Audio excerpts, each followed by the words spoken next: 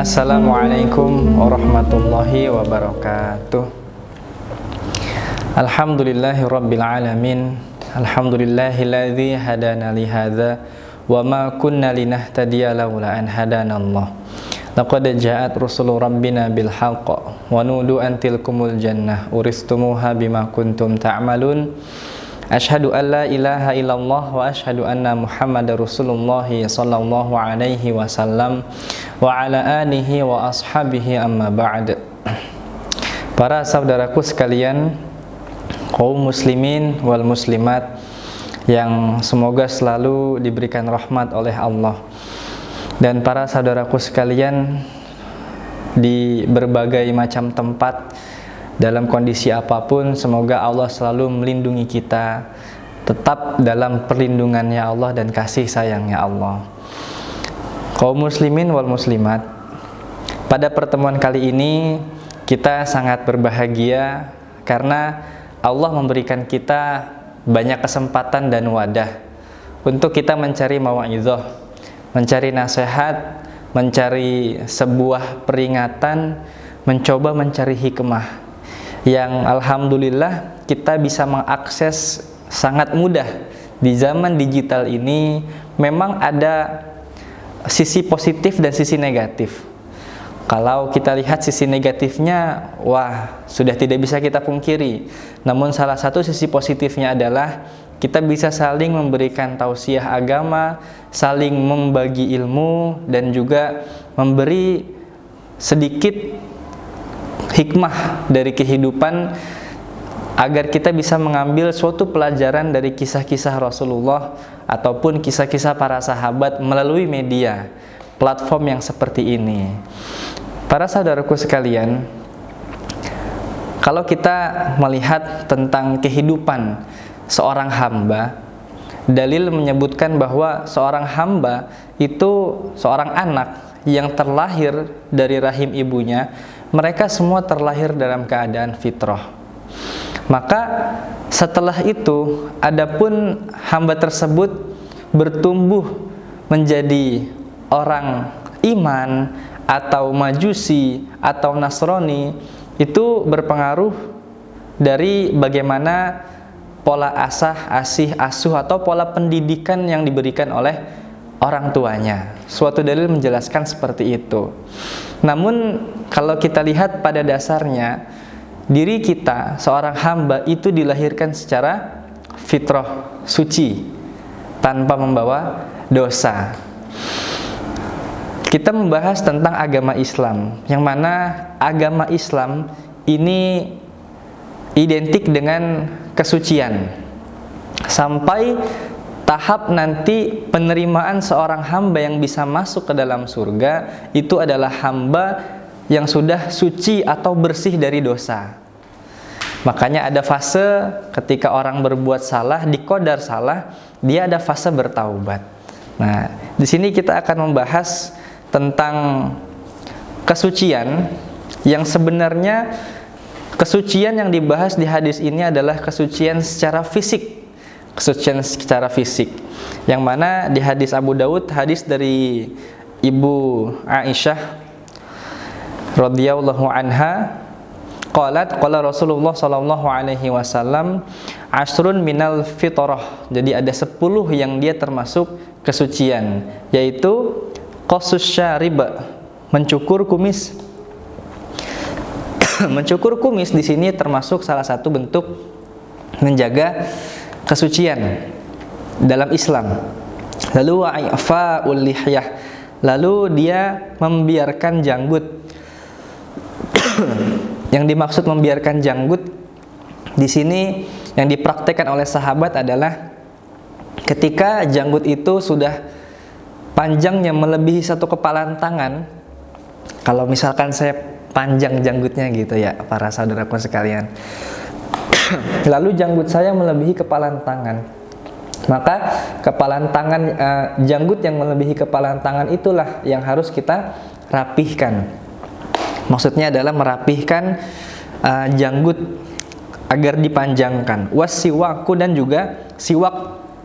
Kalau sekarang yaitu gosok gigi dengan odol tentunya, agar mulut juga bersih, terjaga. Karena memang mulut adalah salah satu akses di mana kita ingin mencari pahala, mencari rahmat dan fadlnya Allah melalui zikir. Berzikir menggunakan mulut, otomatis kita juga perlu menjaga kesucian tersebut. Salat, kita membaca banyak kalimat-kalimatnya Allah. Tasbih, kita takbir, kita baca hamdalah, kita baca surat dan Al-Fatihah dan sebagainya, kita menggunakan lisan. Itu perlu kita jaga kesuciannya. Lalu wal istinsyak bil ma', yaitu menghirup air ke hidung. Terutama ini di dalam praktek wudu.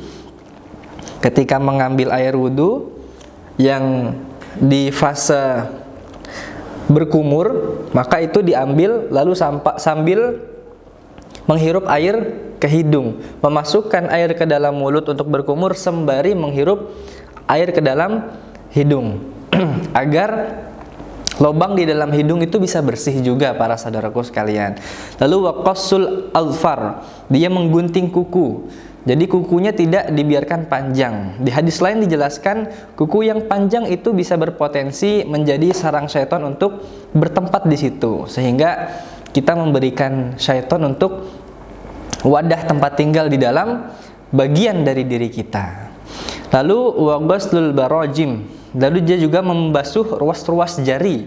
Ruas-ruas jari seperti ini kalau di dalam wudu itu biasanya kita lakukan pada di awal permulaan wudu. Lalu wanat full ibit, yaitu mencabut bulu. Ya, ini kita membersihkan atau mencabut bulu ketiak. Jadi dipastikan dari mulai fisik yang terlihat ataupun yang tertutup aurat itu semuanya bersih. Wa halqul anah, lalu juga mencukur bulu kemaluan. Dan juga wantiqasul ma', dan mengurangi air atau hemat air. Yakni yang dimaksud oleh Nabi ini adalah al-istinja bil ma'. Dalam mencebok, kita membasuh kemaluan, bersih-bersih, mensucikan diri dari hadas, itu menghemat air. Dari seluruh yang dijelaskan oleh Nabi, yang hadis dari Ibu Aisyah, itu menjelaskan tentang suci secara fisik. Di dalam Islam itu semua 10 yang sudah disebutkan termasuk kesucian.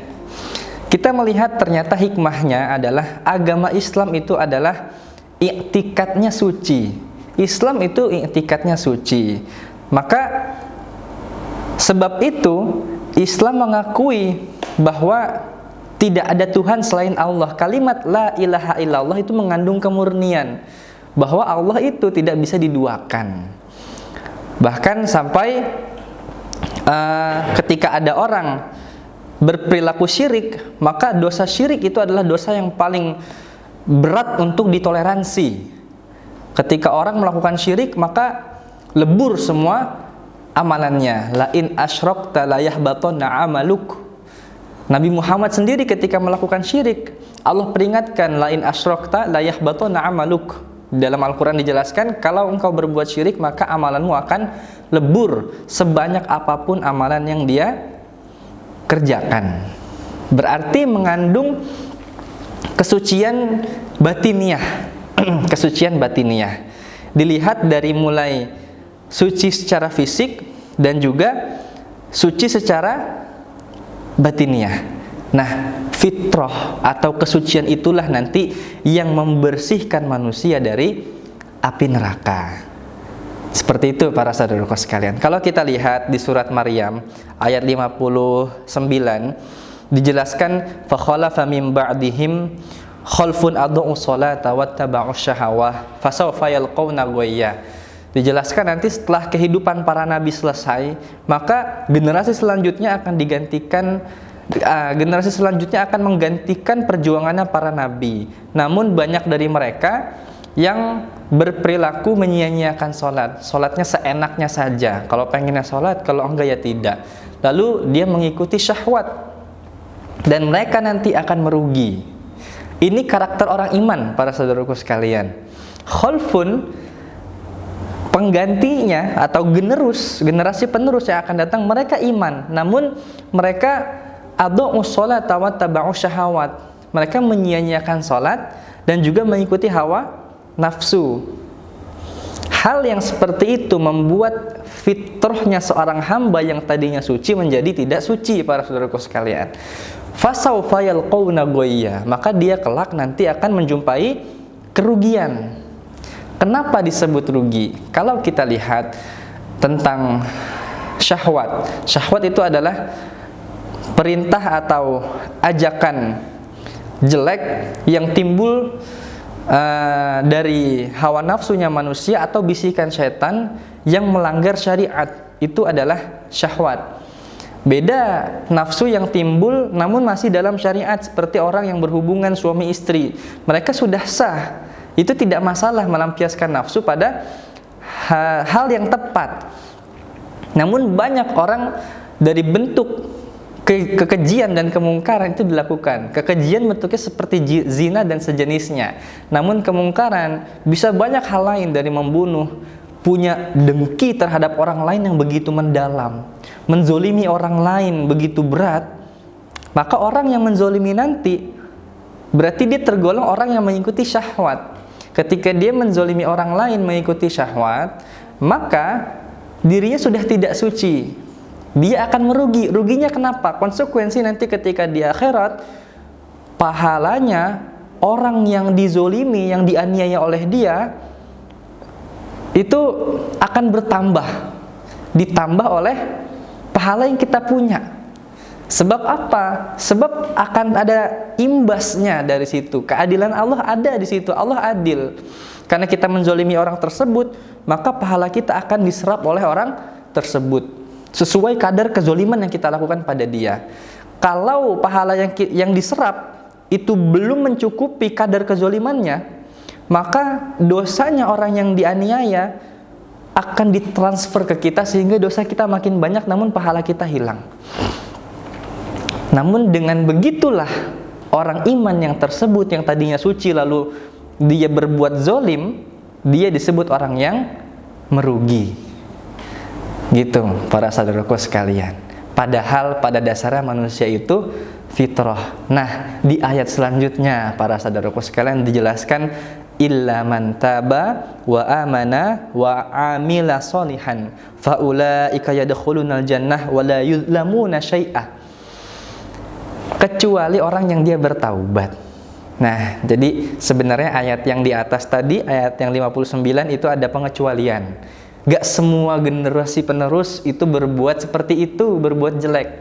Ada beberapa bagian dari mereka yang juga mengerjakan amal solih dan menetapi keimanan, yang kelak mereka akan menempati surga, mewarisi surga sebab amalan mereka yang dibungkus oleh rahmatnya Allah.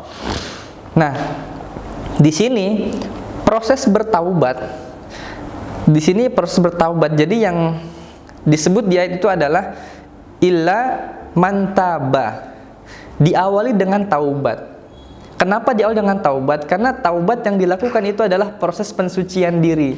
Dengan dirinya suci, maka sudah masuklah pemfilteran. Nah, sehingga diri tersebut menjadi suci kembali. Lalu juga dia melakukan perbuatan pembersihan hati. Jadi yang dimaksud fitrah secara fisik, secara jawarih dia, yaitu dia bertaubat.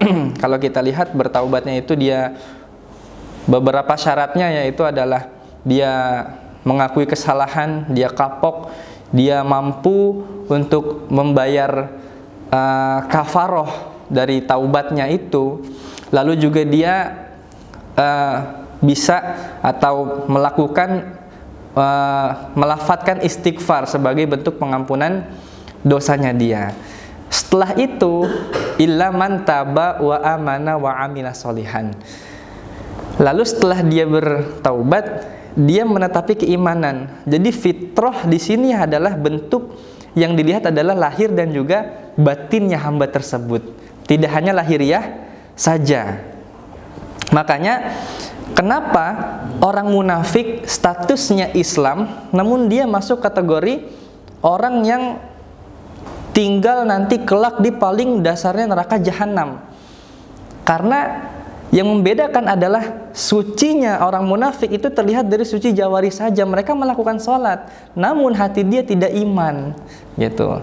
Nah, orang yang dinyatakan dia fitrah suci adalah orang yang memang dia suci secara lahir dan juga secara batin.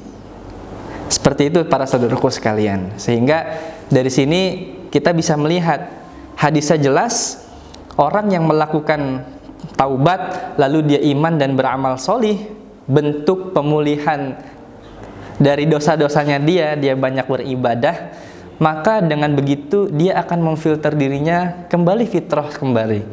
Dia akan membuat cerita baru di lembar kehidupannya, dan dia akan masuk surga dan tidak dianiaya sedikit pun. Maksudnya apa? Pahala yang dia kerjakan itu tidak ditambah, dan juga dosa yang telah dia lakukan pun juga tidak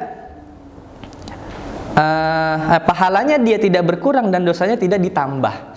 Beda dengan orang yang merugi tadi, sebab banyak menzalimi orang, maka pahala dia diserap oleh orang yang pernah dizolimi, dan dosanya dia ditambah oleh orang yang pernah dia zolimi.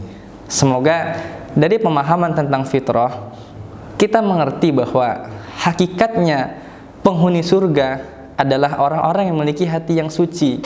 Sebab agama Islam sendiri pun i'tikadnya adalah suci. Makanya kenapa di Islam itu ada kalimat la ilaha illallah, tiada Tuhan selain Allah, hanya satu Tuhan yang disembah. Itu salah satu bentuk fitrah dari agama Islam. Semoga dari hikmah tersebut kita bisa mencoba bermuhasabah dan berusaha untuk menjadi ahli surga dengan mensucikan diri kita masing-masing secara lahiriah maupun batiniah. Semoga kali ini bermanfaat. Cukup sekian, akhir qauli hadza. Wassalamualaikum warahmatullahi wabarakatuh.